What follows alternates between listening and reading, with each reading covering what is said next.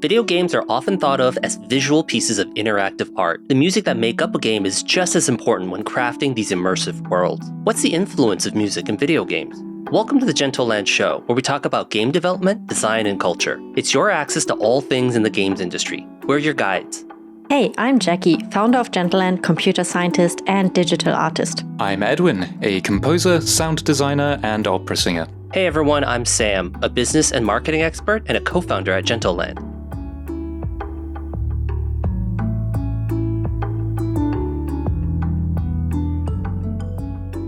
Music shapes how we experience games in ways we might not always notice but can't ignore. When I think of great music in games, then the Doom soundtrack immediately comes to my mind by Mick Gordon. It's not just a very unique take on how to incorporate music in games, but also full of interesting Easter eggs. If you know me well, then you will also know that I have very limited knowledge around game music. I'm always very impressed by small things, as Edwin will be able to tell you. And often I have simply trouble putting what I hear into words, but I can tell when something sounds right. And maybe you feel the same. So I'm really glad that we have Edwin today with us because he's an expert. You're a composer and sound designer for games as well as an opera singer, and I'm always so super impressed by that. What is the music piece from a game that stuck with you or inspired you? So I could babble for hours about this topic, but I think actually you've hit on the core of what a soundtrack is. It's quite hard to talk about soundtracks because they really are about evoking emotion in players, and they're quite abstract, which obviously that makes them difficult to put your finger on, to notice sometimes, and to know exactly what you're talking about. The soundtracks that really have stayed with me are generally soundtracks that I'm nostalgic for. I'll probably talk about this a bit later, but I think games that you've loved will generally have soundtracks that you also loved attached to them. So I think I wouldn't be able to hear most of the themes from Ocarina of Time without some memories coming back to me. The same with Pokemon Blue. More recently, a lot of Jeremy Soul's soundtracks have just been on games that meant something to me, like Oblivion and Skyrim and Guild Wars. And those are the soundtracks that I tend to love. They are very well written, they're very well made, but they were also attached to games that I loved. So all the listeners today probably have certain soundtracks in mind that are close to their hearts. Those soundtracks were probably quite emotionally powerful. Maybe they just captured the mood of a game perfectly. But actually it's more subtle than that, because maybe they helped establish a game's mood in a very fitting way. Maybe you love listening to the music as a standalone soundtrack, or perhaps you can't even imagine the soundtrack apart from the game, even though perhaps it definitely improved the game. So why is it that soundtracks can do so much for a game and yet be completely unrealistic? It's super unrealistic to just have music playing all the time. I just walked home from a train station. There wasn't music playing around me when I did that. I was wearing headphones, I was listening to my own. But why do we even bother with soundtracks? We often talk about the visuals when it comes to video games. Video games are such kinesthetic, abstract, interactive pieces of art. But you're right, Edwin, when you really think about it, music is such an immersive aspect of video games. It's we can't see it, but we definitely hear it, and it definitely affects us. When you think about games on early consoles, really, the design limitation of fitting things into particular hardware constraints, memory constraints, whatever, is you're getting these very simplified and extrapolated forms of music on like 8-bit pixel art, kind of like sound design environments. And then so you look at what it takes to compose on those environments and have them be really immersive, and also give them its own identity. Music from The Legend of Zelda, music from old Mario, music from old Mega Man, old Sonic, all had things that match their respective genres. Zelda had this fantasy adventure music in the overworld and a mysterious and slightly dangerous music for the underworld labyrinths. Mega Man had this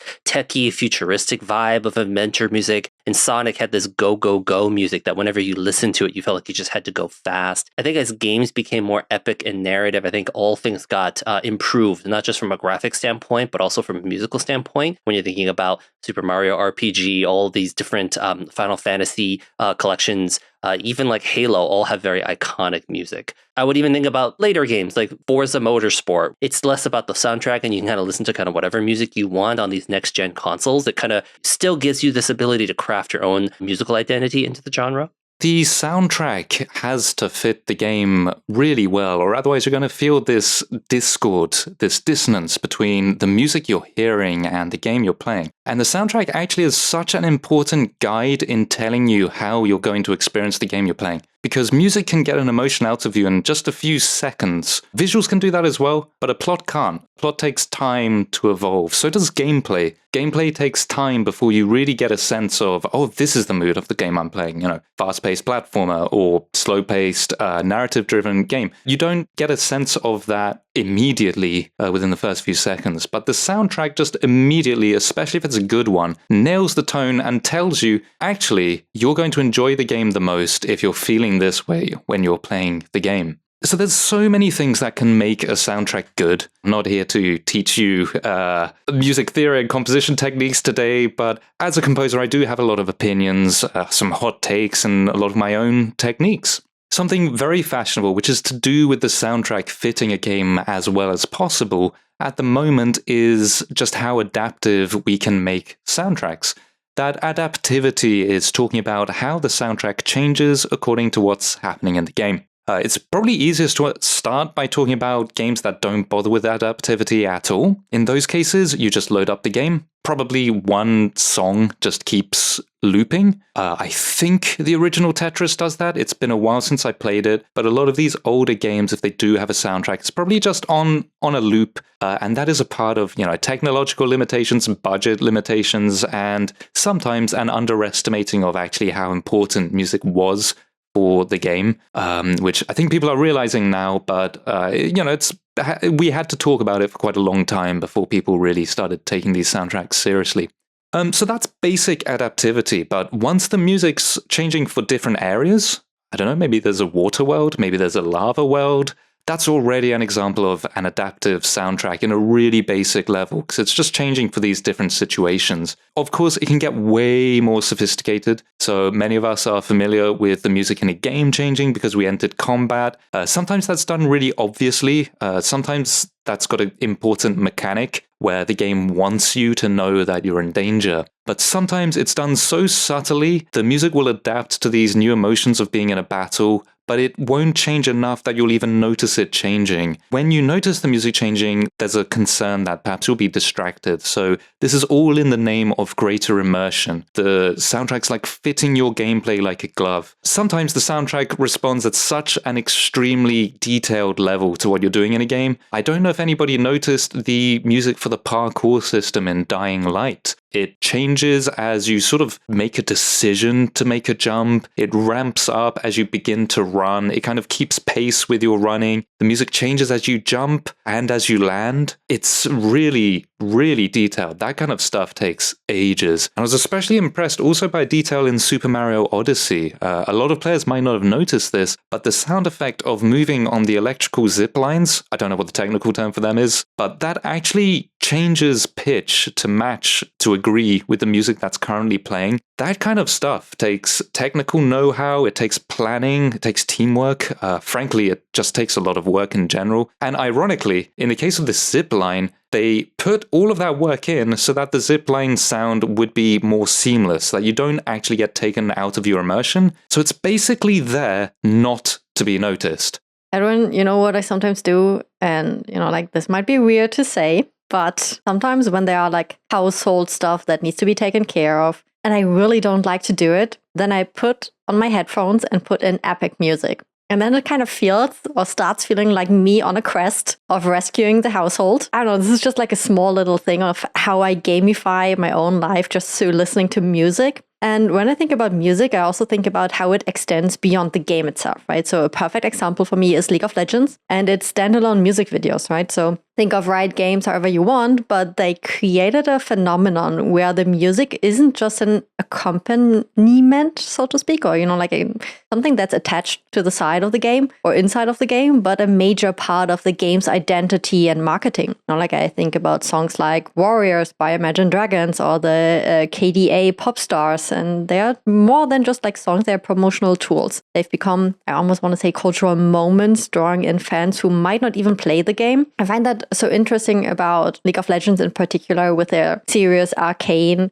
where people said it was a flop or something, but at the end of the day, I feel they still create these cultural moments just through the music. I also want to say this approach challenges the idea that game music is only effective within the context of a game. It shows how music can expand a game's world and reach, and when players watch these music videos, they are also engaging with the game's universe in a completely different way. One that's equally valid and impactful, I feel, than being inside of the game. It's a reminder that music can stand on its own while still enriching the gaming experience. I know we have a lot of design leeway when it comes to music in modern era games, but there were a lot of really old retro games that were so limited in scope that they just really had to kind of program whatever kind of musical genre cycle was happening kind of throughout that set of years, So I was wondering if like games from maybe the 70s or 80s or 90s had certain kind of like disco era or retro era music styles. A lot of 90s games have that classic and cliche 90s-esque synth pop soundtrack. So it seems like sometimes based on your limitations, you just kind of shoehorn whatever you have in the present moment in the larger musical industry into the game. That is really interesting because I think the music industry is a reflection of cultural identity. It's an interesting one because, like any cultural product, it's both dictating what people's identities will be or providing a kind of identity that people can fit in with. And it's also reacting to the identity of people. At the moment, for example, Taylor Swift, very popular artist, musician, a lot of people identify with that music. And it's often the themes explored in the music that resonate with people, that she's talking about topics that people find refreshing to hear. That's your identity being involved in this music. Jackie was talking about how League of Legends has been using, with Arcane and with their own soundtracks, they've been attaching music as transmedia, separate from games, to their games. That's also just a way of letting identities stand apart from these games. And it's such a brilliant part of game marketing that you feel like you're not just playing a game, but you're experiencing a kind of way of life or an identity through these games. And music is an incredibly powerful and actually insidious tool, if you want to consider a dark side of it, for achieving this. Because these soundtracks can have a standalone, separate life from these games. And like you were saying, fashions end up in video game soundtracks. So we're seeing like harder hitting synth soundtracks in modern games. And of course, that's a part of just general cultural movements. There's more games also being made that would call for that, because games are also a reflection of the culture and the identities of people making them. Nothing gets made separate from these cultures. That said, I never really thought about how a game might have wanted, a 1970s game might have wanted to sound like 1970s disco, Motown, primarily because the technology back then would have made that really tough to achieve. So actually, these early games kind of spawned their own genre of music, chiptune, because they were really limited. You could have at varying degrees of gaming technology, you could have 3, 4, 5 different sounds at a time. You think about pretty much any music you've listened to, it's probably got at least 4 sounds happening at once, but most likely it's got like a good 5, 6, 7, 8, especially if we're getting into anything a bit more complex, like a Motown track. If it's got a horn section, well, there goes your entire kind of technology. It's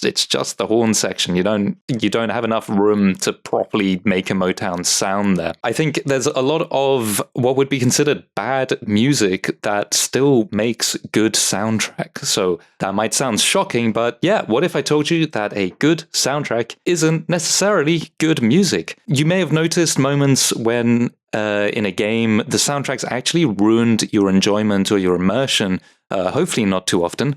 But I'd wager that actually as a standalone musical track, the quality of that music was fine. There was probably nothing wrong with it just as music. But when you were playing the game, maybe you just noticed this music and you noticed it didn't fit the mood of what you were playing. It was kind of trying to tell you you should feel this way and you didn't. Maybe the soundtrack just got annoying, or it kept repeating, or it just ruined your immersion. Actually, you generally wouldn't want your most beloved Beyonce song or whatever music you like to be playing while you're playing an immersive game, because a soundtrack that is actually quite boring to listen to on its own as standalone music can be a fantastic soundtrack that does just enough to improve the game you're playing and establish a kind of emotional background without distracting you. Like, a large amount of The Witcher 3's soundtrack is quite subtle, to be honest, quite background. I think it's a great soundtrack. It's got a high reputation. I'm not sure I could sing you much from it. I haven't played the game for a few years. That's also got a lot to do with this adaptivity that I was talking about earlier. Composers have to be careful about taking that adaptivity too far. If it's not done well, the adaptivity that you intend to feel immersive just ends up getting noticed by the player. So we've probably experienced, here's a specific example, but things like just stepping on a wild mud crab and then suddenly action music begins, and it's like I really don't feel in danger, and I don't particularly need to know I'm in combat because I've leveled up a few times and a mud crab's not a threat to me anymore. On the other end of things, there's an unfortunate side effect of adaptivity that the more adaptable something is, the more generic it has to be. So sometimes I feel like composers are a bit too nervous about their music getting noticed. But hopefully by now it's clear that a soundtrack needs to understand when it has space to be noticed and when it shouldn't be noticed, when it just belongs in the background. So amazing music does have a place in great game soundtracks, and these are the kind of things that I will go to as standalone music. Again, a bit like what Jackie was describing, or perhaps a bit like what Sam was describing, that I'm quite happy listening to these things on their own apart from a game, and I'll remember the game when I'm listening to them, but I think they are good music separate from the game anyway. So like Jeremy Soul's music for Skyrim, Mick Gordon's music for Doom Eternal, they're both great. When I'm playing those games, I actually definitely notice these soundtracks happening. And modern game composers do need to walk a tightrope between making their music as interesting as possible, but not overstepping that mark. And ironically, I think there's space for music to take more attention at the opposite ends of gameplay. So in areas where not much is happening, and in areas where there's a lot happening, intense gameplay and a sort of sustained level of intensity. In both those situations, there's good space for actually just really good, cool music. What about the future of gaming music? I know my future. In the future, I definitely would love to make a game that's also musical. And Edwin, I would probably totally rope you into it, even though I have no clue about music. I love musicals really a lot. And I just feel like, wow, it would be so amazing if you had like something that's equal to a Disney movie, but it's a game. Maybe it might be weird, like you walk around town and then you talk to an NPC, and instead of the NPC talking back, suddenly like they sing at you. That might be like an experience that's not so there yet. As games continue to evolve, so too does their music, right? So why not? Advances in audio technology mean we can now create, as you said, adaptive soundtracks that respond to players' choices, moods, or, like maybe in the really far future, even biometrics. Imagine a game that shifts its soundtrack based on your heart rate. I feel like that would be kind of creepy maybe, but for horror games, I feel like it would be also very mind-breaking to create a truly personalized experience, But even as technology pushes these boundaries, for me, the core principles remain the same. To me, great game music is about connection. The best soundtracks, at least for me, are the ones that make me feel something. They're the ones that transport me back to, like a specific moment in a game and remind me why I love this medium so much. Wow, I never thought about games soundtracks adapting to your biometric. I don't know if I like that or not, but it's definitely interesting. Really? Like breathing, for example. That's something that if it's reflected back to you, you suddenly become so aware of it. A Fitbit interaction, like a Fitbit integration. I'm sure it could be made. There we go. You heard it here first, everyone. Or maybe not first. Don't sue me. Yeah, I don't know. That's my idea. Yeah, and as you're saying, technology is improving, actually. There's still plenty of room for technology to get better with these soundtracks. So a lot of composers are getting skilled with something called middleware, which is software in between two pieces of software. Composers have their software that they'll be writing the music in. Sound designers also will probably be making their sound design. Reaper, for example, at the moment is very popular. This middleware is actually where a lot of the adaptivity lies. It's a kind of translation of the sounds you've done into whatever engine the game's being made in. So the popular ones are Fmod and Wise at the moment. They can both get pretty powerful. And they're both continually developing, and people are getting better at using them as well. So you can get really quite advanced with this middleware already, and I look forward to seeing them develop further and maybe get that Fitbit integration put in. But there's no such thing as a perfect soundtrack. That's a really important thing to, in my opinion, understand about soundtracks, because the composer is often the last part of a game's development chain. And the composer actually is in a very privileged situation that they have to make a lot of decisions about what emotions in that gameplay they want to highlight and what aspects of the game they want to draw attention to. Your example, Jackie, of somebody playing this high-octane horror game and their heartbeats going through the roof, actually, does the composer think, let's go with it, let's take that further, let's push it further? Or does the composer think, actually, okay, let's just program it so that if they're in a quiet, calm game area, let's just bring them back down? Because actually, the scariest part of the game is just around the corner. We don't want the emotional climax to happen in this hallway. We want it to happen in the next room. So the music could reassure you there, or the same scene can, just by changing the music, it can feel happy or excited or tense, even melancholy. And it just depends a lot on this composer's decision. And composers don't live in like isolated abstraction. Probably there is a game designer talking to them, explaining what they want. So there is dialogue there. On that matter, when I'm writing a new game soundtrack, I'll be planning out these decisions from the get-go. Just from the moment I begin, I'm trying to get as much information about the game as possible. Do bear in mind, the game's probably not finished. So I'll be thinking about where there's space for some good themes, like the good music, I'm doing air quotes, that I was talking about earlier, and also where there isn't space for the music to take attention. I'll be thinking about where and how the music should adapt and where it actually doesn't need to adapt. Again, that means I can write just really like good music that you listen to start, finish. Sometimes you have the luxury of doing that in a game. And then like even broad questions get decided on. Sam was talking about how these soundtracks seem to fit the genre of a game like a glove, but that was a decision. That was the result of a composer like me saying what genre of music fits here. What is the mood of the game? What's the game trying to say? Like philosophically, what does the game mean? And how can I translate that into music? What music would take the meaning of this game the furthest I can make it go? They're not always obvious questions, and sometimes they are, but not always. So I think when people hear music that's working in a soundtrack and they think, that's good music, that's a good composer, there's a lot of these decisions behind the scenes that led to why you're hearing that specific music in that place. And for a very large game, actually, the audio director often doesn't get enough credit. You'll have a lot to thank them for thinking about these things and giving the best direction possible to the composer. It's often for these bigger budget titles a separate role to have your audio director and composer. And for even larger games, the audio team might ask the composer to write 6+ hours of soundtrack, and then actually that soundtrack just gets left to a team of audio editors who's going to cut it up, recombine it, move it around, ways that are very creative of themselves. And the composer might not have even anticipated how the soundtrack ends up getting used. We're discussing all these different sophisticated ways of making great adaptive sound, help players get more immersed and not notice certain things. One thing I absolutely hate about some games is that, I don't know if it's a dev decision or a studio decision, but there's like the same genre of heavy metal rock music that's in a broad swath of games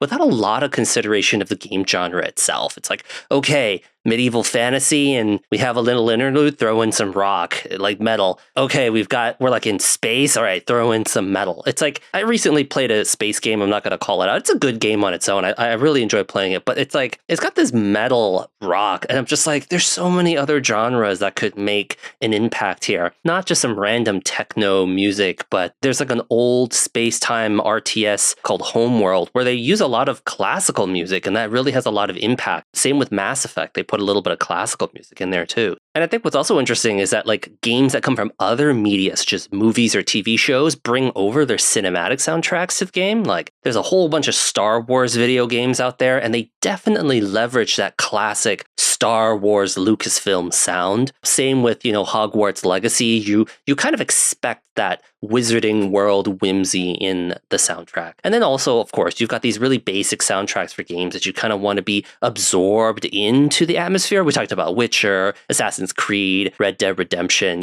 Sometimes not really even sure if there is music or the music is like super forgettable, but it's just kind of atmospheric to draw the player in. This could be so fun, like something that having this really stylish vocal jazz of a Persona 5, but it's a space game, that would just be so different. It would feel probably so fresh. I'm thinking of games like Metaphor, where they really put the music in such a front seat, and it makes it already so memorable. Just having the music on and going like, oh my god, this is amazing. This is such a masterpiece. You feel this has so much gravitas. My first time thinking more deeply about game music was with the opening scene of Final Fantasy VIII. And I feel Nobuo Uematsu did an amazing job with, just how it transports you into the world of Final Fantasy in just the opening scene. And I feel another good example is how his music is also being used in fashion shows. Like the One Winged Angel soundtrack was actually used in the Louis Vuitton fashion show. It shows for me again just how it inspires people even outside of the gaming industry.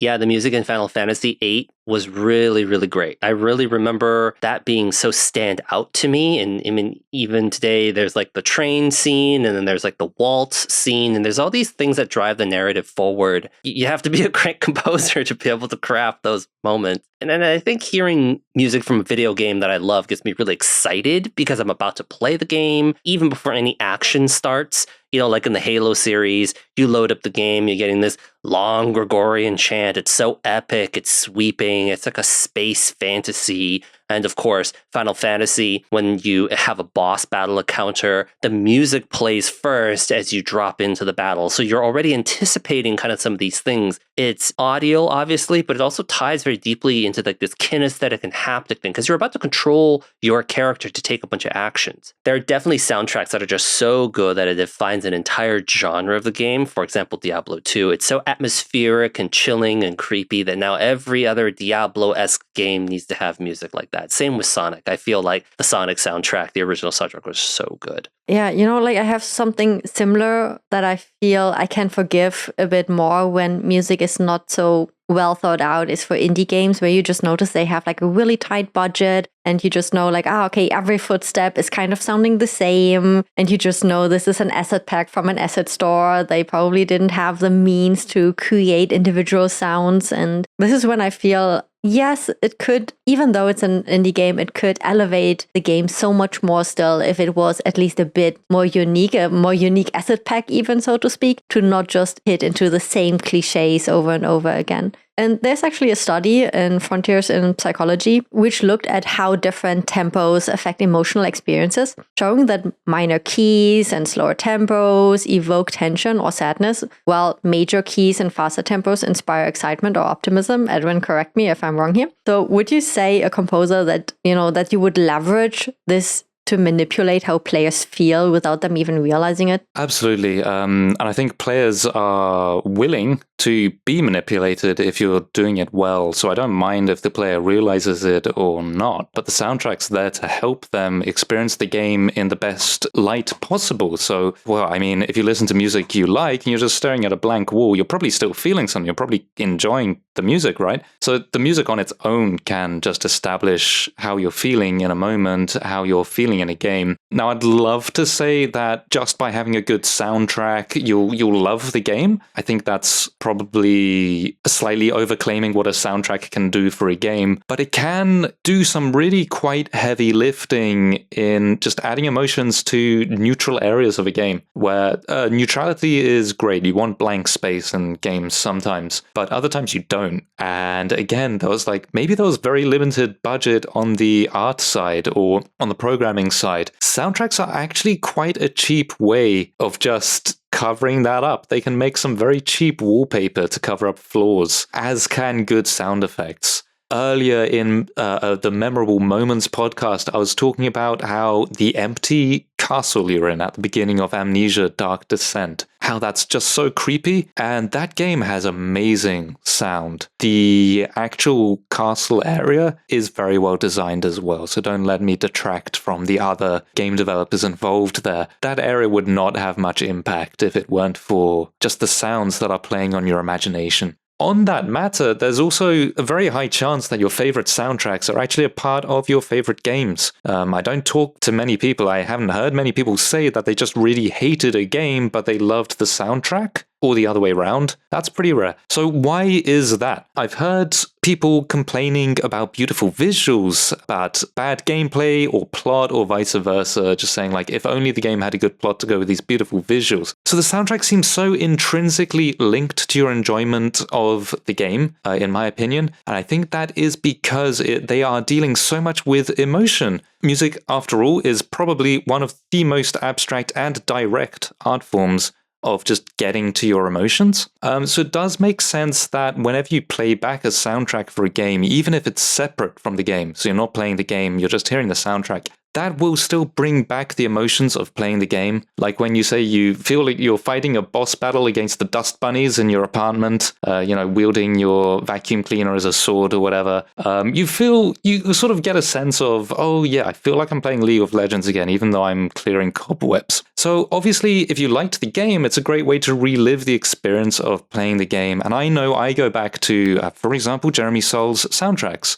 every now and then, because the games he tends to write these soundtracks for are big. They're quite difficult to get back into just for like 20 minutes. But the soundtrack gets straight to the core of the feeling of being in that game again. And I think that's why these soundtracks can enjoy a separate life from the games they're attached to. There aren't that many things that players will typically buy as DLC, but I think soundtracks would be high on that list. We have talked a lot about the presence of music, but about its absence. Dark Souls, for example, doesn't have music during some parts of exploration, and it's an interesting choice, I want to say, because in a really large world, to not hear any sounds makes you feel really uncomfortable. I feel like it makes you feel isolated, especially when we go through our day-to-day lives, like there's a sound here, there's a sound there, maybe there's someone like playing the radio, and there are just so many sounds that we often don't even pick up on anymore. Like birds chirping or, like a neighbor renovating on a Sunday morning, where you just know like, okay, great,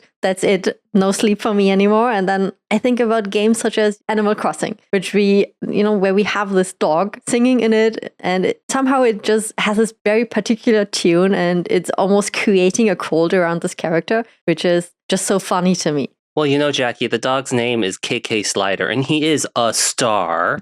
But I completely agree with you. I'm so sorry. No, it's fine. Offended the entire Animal Crossing community here.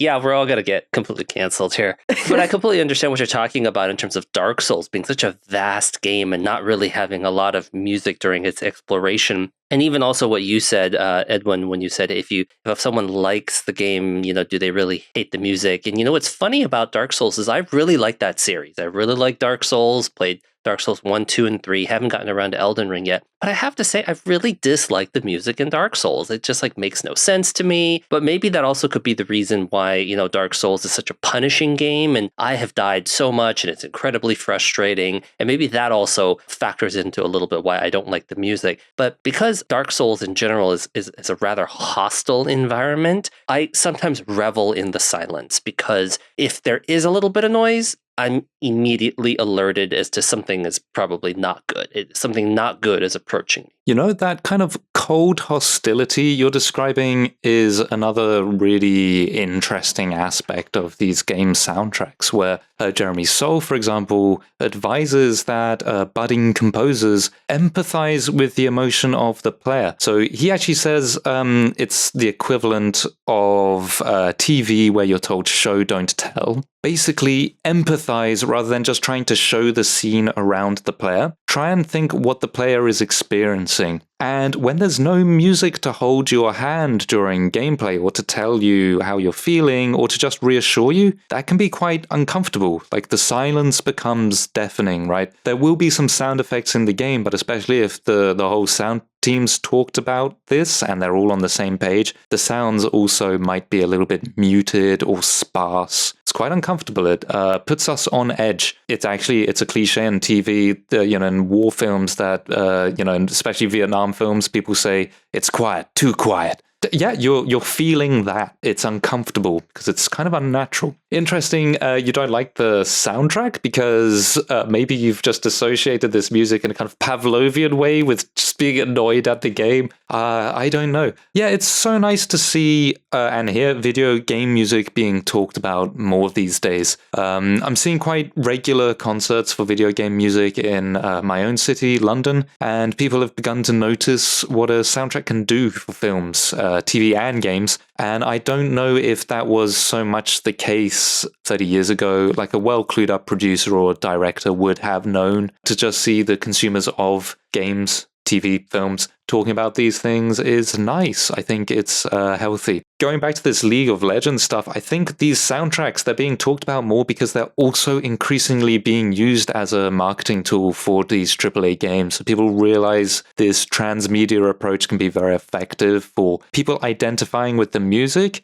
and then seeing, oh, the music's attached to this game, and concluding, well, I must identify with the game then. And then I guess the aim is they go and, play the game or buy more cosmetics or something. So there's a prestige also to having famous artists attached to your game, like, I don't know, Lady Gaga or something, just somebody famous. And it's not just a public-facing marketing tool. If you get a famous composer like Hans Zimmer attached to your project, then investors love to know that there's well-established professionals creating this game rather than just unknown elements. And I think because people are talking about these soundtracks more often, this phenomenon of people actually just having heard of who composed their game's soundtrack is getting more common as well. That said, having just mentioned these unknowns, I think I've met many very talented, not particularly famous composers, so I'm quite happy that the future of soundtracks is in good hands. I know a lot of these people are very talented, passionate, hardworking, and they really know their stuff. Like, I think broadly speaking, we've probably gotten better at this than we were, at least in video game soundtracks 50 years ago, for all the reasons I've talked about. But they're just being taken more seriously, so they're attracting a higher caliber of developer/musician to write them. I think in general, the video game industry is becoming more immersive than ever before. I do see a lot of effort in established video game franchises bringing original soundtracks to new games in a nostalgic way, especially with, Final Fantasy VII Remake. The original composer went back and recomposed all the music. And so we have new versions of all of it, which is a really wonderful thing to enjoy if you're just listening to the soundtrack and you're kind of understanding this high resolution orchestral version of these soundtracks from the original Final Fantasy VII. Yeah, well, that emotion of nostalgia can also be a powerful one. And I think on a cynical level, I think nostalgia sells quite well. But moving away from that slightly cynical comment, I think you mentioned this earlier, that games almost can create their own genres of music around them that are associated with them. I know general sound of a Final Fantasy soundtrack, and I've come to expect that of most Final Fantasy games. And I think Final Fantasy games are brilliant in knowing what their intellectual property, their IP, their identity is with this music, but then always also slightly reinventing that each time there's a new Final Fantasy game. So this example of Final Fantasy VII being remade, I haven't heard the soundtrack yet, but I'd love to see what they do with it, because I'm sure it's going to toe this fine line between craft, just recycling what they've already done, admittedly doing that brilliantly, but also there's going to be new things in there that are going to probably work really well and just be fascinating to listen to. So yeah, all these good game soundtracks, they can all take these very different approaches, have very different philosophies, but they're all getting strong emotions out of you. And just personally, I'd love it if that the next time a game makes you feel something, just try out listening to the music that's playing and ask yourself if you noticed it. And ask yourself if it's affecting how you're feeling in that moment. Because the music probably did have a say in the emotions you're getting out of this game. Maybe also ask yourself if the soundtrack manipulated how you felt in that moment. So if different music was playing, would you have interpreted what you're currently playing differently? To me, game music isn't just background noise. Pun intended. To me, game music is almost like an invisible character, a silent storyteller influencing how players or how we interact and experience the world. So next time, as you said, Edwin, when I find myself playing a game, I will definitely start to listen more deeply and more closely, in a tense boss fight, or, when there's maybe something unexpected happening. And I will remember it's not just the gameplay at work. The music of games is there, pulling everything together, I feel. And maybe I'll take a moment next time to pause and listen, because sometimes the soundtrack has its own story to share. And speaking of sharing, you can join the conversation by tagging us at The Gentleland on Twitter, TikTok, and Instagram. We are also on Facebook and LinkedIn at Gentleland. Have questions or comments about the show? Send us an email to podcast@gentleland.net. But any favorite video game music you want to share with us, let us know. Be sure to let us know what you think about today's episode on social media. And if you enjoyed the show, please share it with your friends. Thanks for being here with us for the Gentleland Show.